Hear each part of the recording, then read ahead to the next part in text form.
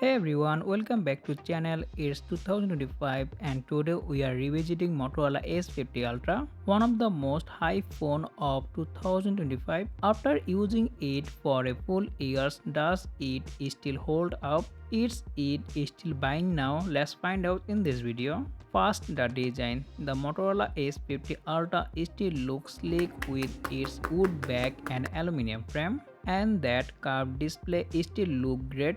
It's lightweight, comfortable and IP68 rating. Moving to the display, the 6.7-inch CPU OLED display is still one of the Motorola best. 144Hz refresh rate makes scrolling super smooth and the peak brightness of 2500 nits is still excellent for outdoor use. Color accuracy is top-notch and HDR10 Plus support makes Netflix and YouTube content pop.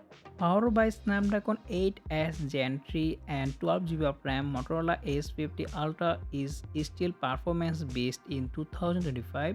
Daily tasks is smooth, all the app opening and closing is been very fast, and at the same time I also use lot of app at the background and the phone perform pretty well. Heavy gaming no problem. It handles PUBG and Call of Duty Mobile on high setting without any serious issue. It's not the most powerful chipset of 2025, but it's still more than enough for most users. Let's now talk about the camera section. The triple camera setup is impressive. The 50 megapixel main shooter captures crispy, vibrant shot, low light performance great.